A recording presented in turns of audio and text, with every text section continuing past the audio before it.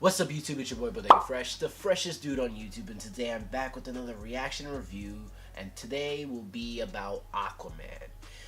Guys, about this movie, it's very interesting because there was a lot of hype about this movie. I was excited about it, after seeing Justice League, which was alright. I was very curious because Jason Momoa was a standout star in my opinion, and with the help of James Wan, I was very curious to see what they would do for this movie.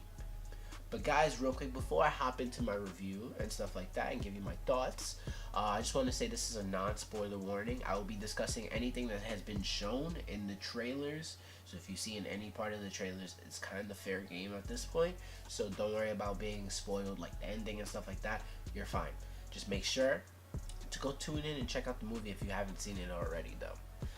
With that being said, I hope you guys are ready for my reaction and my review of DC's Aquaman, because here we go.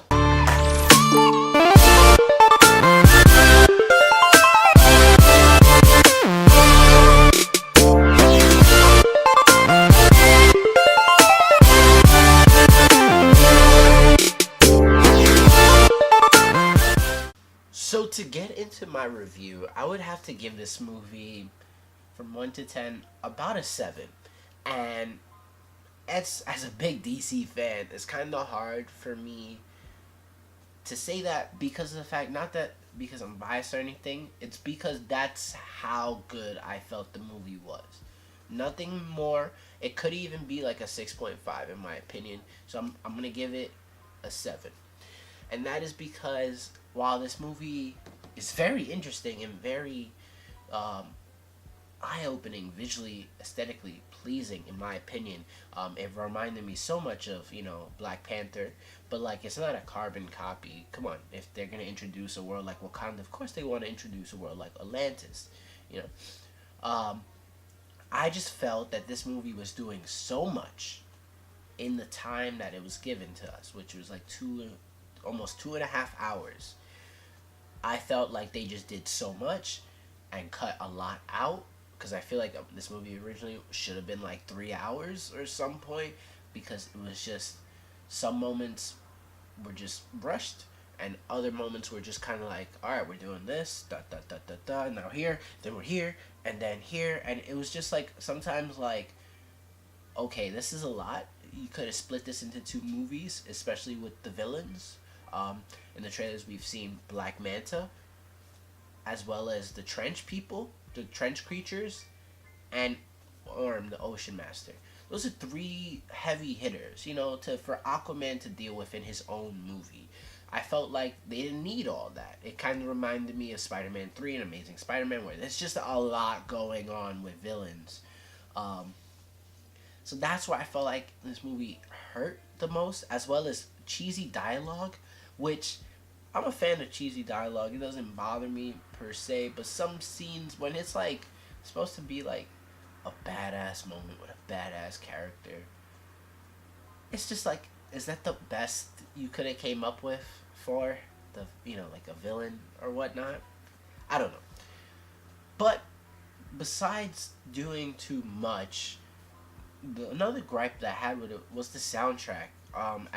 At certain moments, it would be like the soundtrack would follow the movie, and then next thing you know, this is the only like spoiler thing I'm gonna say is like a Pitbull song comes up randomly throughout the movie, but it's like the most, like, the song does not fit what's going on in the scene at all, and it's just like, who decided to say like, yep, Pitbull right now. We'll play Pitbull right now. Like, it was really weird. It threw me off for a second where I couldn't pay attention to what was going on in the movie, but more or less I needed some explanations because it was just really weird. One thing I do have to say about this movie that they did really well was the performances from the actors. Like, who stood out to me, Jason Momoa's Aquaman, Arthur Curry, was well done. It felt like he wasn't acting, like he was just being himself. Where, like the same feel I got when you see Robert Downey Jr. play Iron Man or Ryan Reynolds play Deadpool. It's like they kind of just become the character, which is always enjoyable. And Mara, Amber Heard's Mara was also good in my opinion. I loved seeing her interactions with Arthur.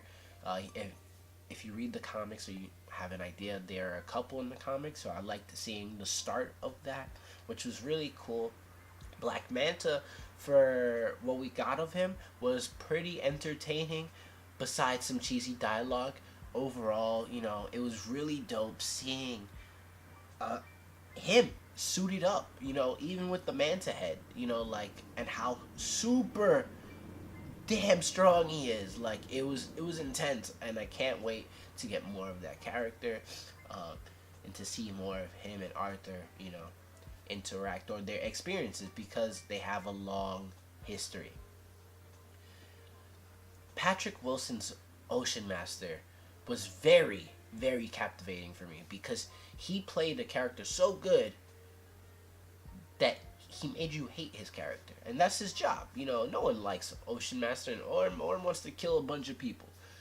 But he did such a good job of making you be like, yeah, I hate Ocean Master. He's such a douche. That he really, him and Jason Momoa's, like, whenever they were together, face to face, talking, battling it out, it was just really intense, and it was really, really well done. And speaking of well done, the fight scenes were, oh my god, they were so dope. Like, to see a fight scene underwater, but like still fluid and fast paced as if it was on land, was really exciting. Just seeing the movements and stuff like that. And I definitely give this movie definitely stepped its game up when it came to the fight scenes. And that's one of my favorite parts of the movie.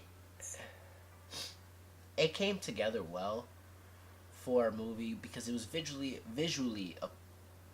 pleasing, and like just seeing Atlantis in the water, but seeing Aquaman in his classic suit was, oh my god, beautiful. And I know I had seen it like from the trailers and whatnot, but just to see it like in action, not just him coming out the waterfall, it was like, whoa. He is not a joke anymore, and I was really happy that we got that.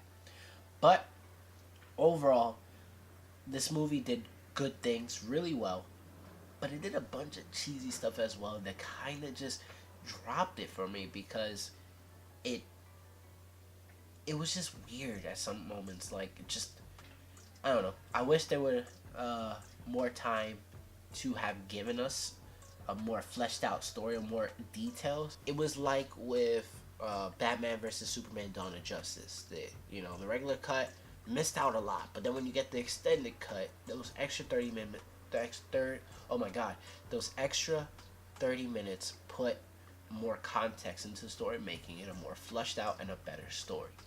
But guys, let me know, what are your thoughts? Do you agree with me, for those of you who have seen the movie, or do you think I'm lying, or don't you agree with my score? Do you give it higher or lower? I'm interested to see what you guys have to say. Please comment that down below. But if you enjoyed, my reaction, my review of the movie, make sure to bomb the like button, click the subscribe button, and turn on post notifications to be notified anytime I drop a video. And with all that being said, guys, have a happy new year. More videos to come in 2019. Even more videos to come in 2018. I have like one more or two. But I just wanted to say happy New Year's, guys. With all that being said, I'll catch you guys next time. I'm the freshest dude on YouTube, because I'm out. Peace.